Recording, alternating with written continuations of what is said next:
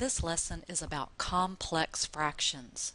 Just when you think you've had enough of fractions, now we're going to put a fraction that has fractions in the numerator and or the denominator. So fractions within fractions.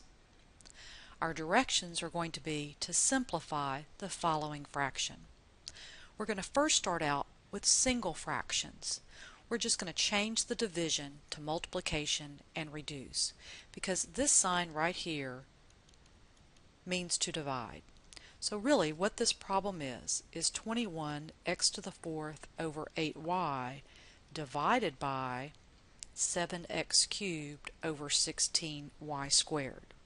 Well, just as we've learned back in elementary school, if you have division of fractions, you want to change that to multiplication.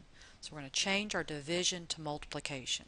So we're going to have 21x to the fourth over 8y times 16y squared over 7x cubed.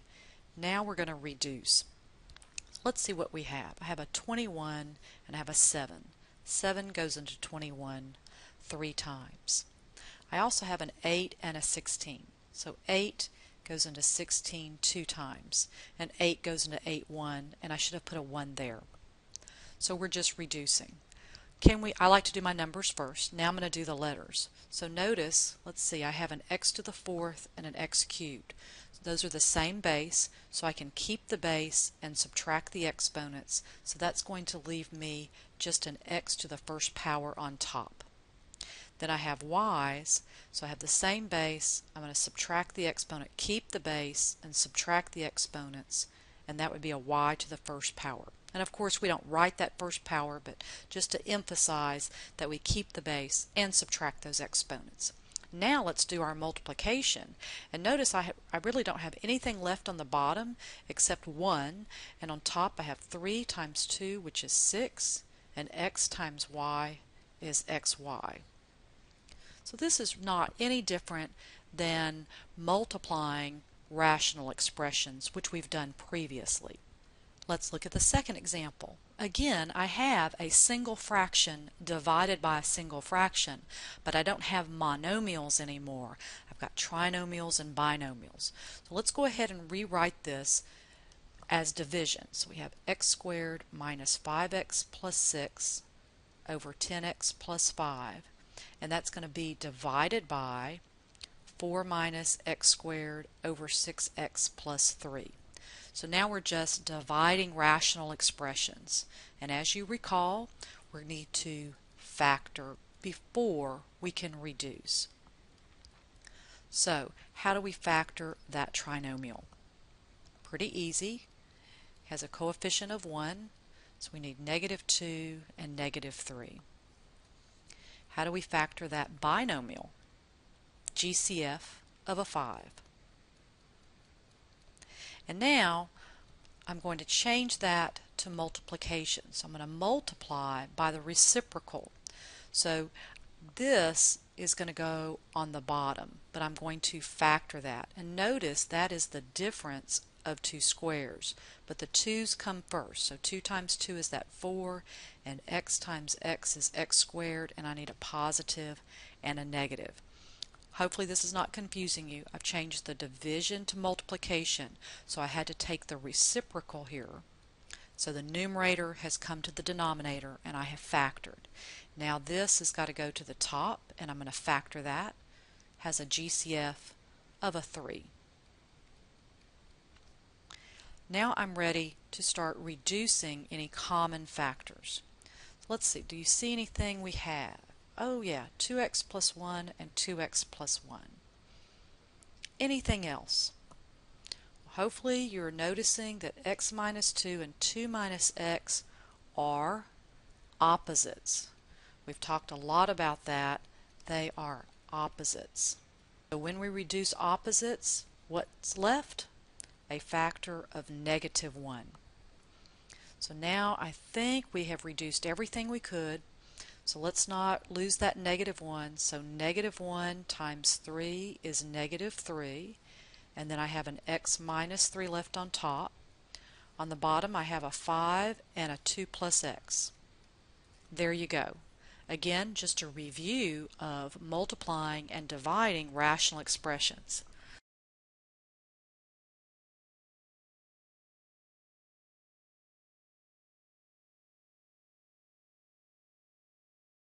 So you say, how could this get harder?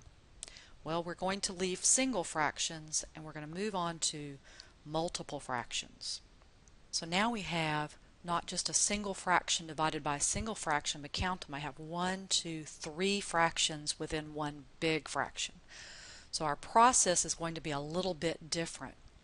We need to find the least common denominator of all the fractions. We know how to do that.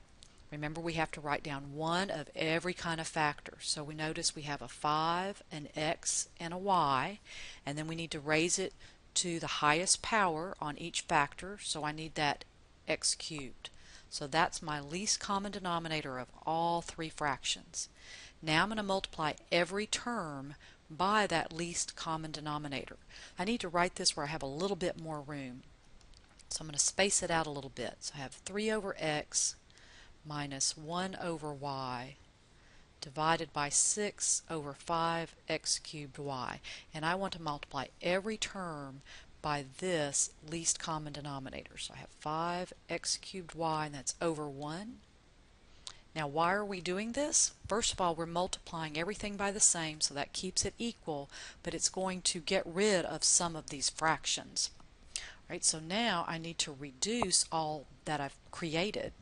So let's see, I have that x reduces with that, and I'd have x squared. So I know that's a little messy. So I have 3, nope, not 3. What did I miss?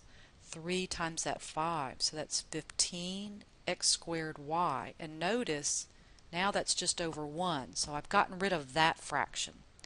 Minus, here, let's see, the y's reduce, and I'm left with minus 5x cubed. On the bottom, all of that goes away, and I'm just left with 6. So I've gone from 3 fractions within a fraction to just one big fraction. And I have to reduce more. How can I reduce that? Well, remember, we always have to factor. So what am I looking for in the top? A GCF of 5x squared. And I believe that would leave a y minus x on top of 6. Can I reduce that? No, nothing in common. So I could have stopped here. That would be correct. Or I could leave that as my final answer. But notice, what did we accomplish when we multiplied everything by that LCD? We went from 3 fractions to just one big fraction. Makes it a little bit easier.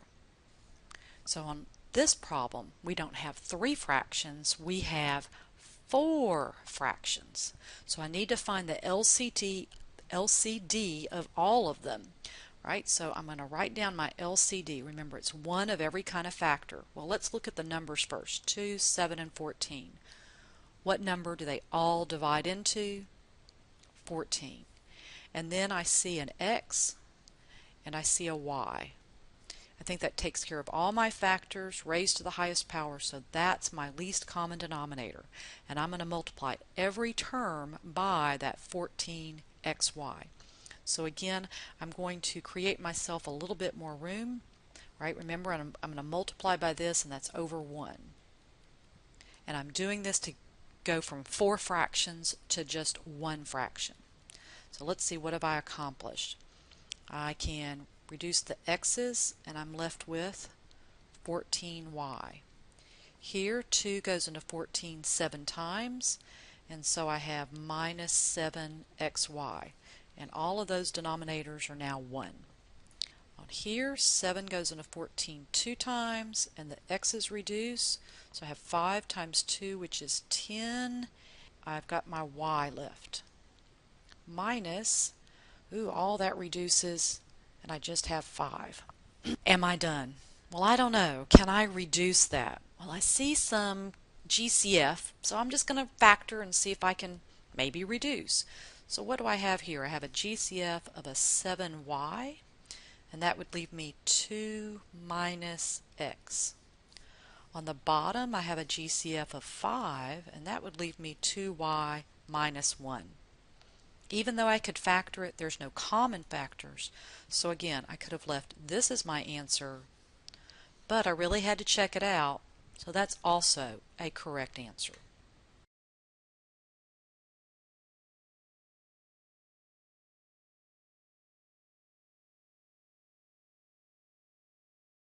So we've had a problem with 3 fractions within the fraction, 4 fractions within the fraction, and now look at this. We have got 6 things because that 2 and 4, really you could count them as fractions as well. We're going to go through the same process. Find the LCD of all 6 things. Well, the good news is that that's not bad. I see a 3 and I see an x, and what's the highest power on x? X squared. So that's my LCD of all 6 things. So again, I'm going to space that out, and I'm going to multiply everything by this LCD of 3x squared. And I'm going to reduce and go from 6 fractions to just one big fraction. Now notice on this first one, there's nothing to cancel out. I just have 1's on the bottom, so I just need to multiply that together, and I'm going to get 6x squared. On the next one, the 3's cancel and one of the x's cancel, so I have minus 7x left. On the last one, all of that goes away, and I just have minus 10. Again, on this next one, I have 1, so I just need to multiply that together, and I get 12x squared. Here, same thing, leaves me an x, so I have minus 8x. On the last one, be careful, only the x squares cancel, so I've still got that 3, and 3 times 5 is 15. So again, I've gone from 6 fractions to one big fraction. I can't just start reducing here. I have trinomials. I have to factor, and they may or may not factor, but let's see if they do. These are not fun trinomials, so let's just start trying something. Let's see, for 6 I'm going to try 2 and 3, and for 10 I'm going to try 2 and 5. Can't put the 2 at the 2, so let's try that. Checking my middle term, that's going to be 15, that's going to be 4. Oh, that doesn't give me 7. But I don't think the 10 and 1 is going to work. That's just too big. So I'm going to erase and try again. Trinomials, try again. Right, so instead of 2 and 3, let's try 6 and 1. But I'm going to stick with my 2 and 5. Can't put the 2 at the 6, so let's try that. That's 5x, that's 12. If I make the 12 negative and the 5 positive, I get my negative 7. Alright, I'm good with that. Now, 15. I know that's either 3 and 5 or 1 and 15. But since I have that 5 up there, I'm going to try the 5 here and the 3 there. And on the 12, I have 1 and 12, 3 and 4, 6 and 2. But again, since I have the 6x plus 5, let's try that. So let's try the 6 there and the 2 there.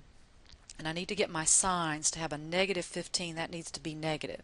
Now let's see if we can get that negative 8x. So let's see, that's going to be 10x. 6 times negative 3 is negative 18x. Yeah. Alright, that factors. So notice, even though not easy factoring, I used one answer to help me factor the other part. So now I can reduce my common factor of 6x plus 5, and that's my final answer. Wow, after that last one, this doesn't look too bad.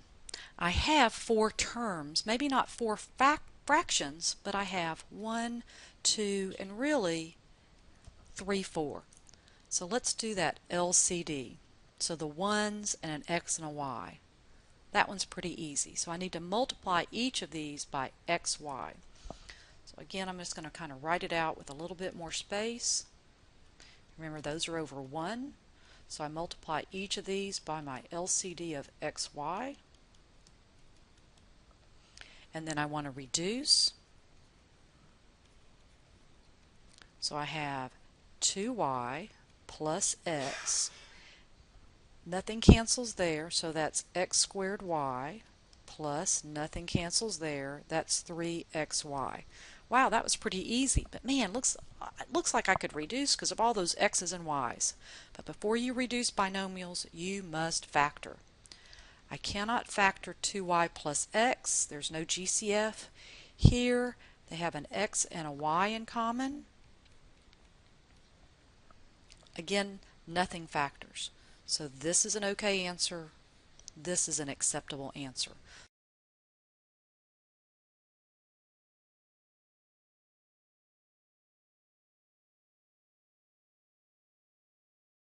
Let's look at this final example. Count them. We have 1, 2, 3 terms. But we've got this looking fraction. That's quite different. So what's my LCD? Well, I know it has to have that 3 because that's one factor. 3 plus h is a factor. So I need 3 plus h. And then 1 multiplied by 1. I still have that. So that's my LCD, the 3 and the 3 plus h. So I'm going to put these in parentheses so I can remind myself that those are factors and I might need to distribute. So again, multiplying each term by my LCD. Put that over 1 if that helps you. And now I want to reduce. Notice those reduce out, those reduce out. So what do I have left here? I have that 3, and I'm going to go ahead and distribute. So that's 15 plus 3h minus, I'm going to distribute there as well. So I have minus 15 minus 5h. I'm distributing a negative 5. That's the tricky part. Remember, anytime we have negatives, those red flags need to go up. Here, nothing cancels. I just need to really distribute. But you know, I think I'll just write this as 3h times 3 plus h, and maybe distribute on the next step. Let's collect like terms on top.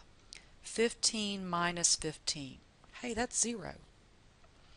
3h minus 5h. What's that? That's negative 2h.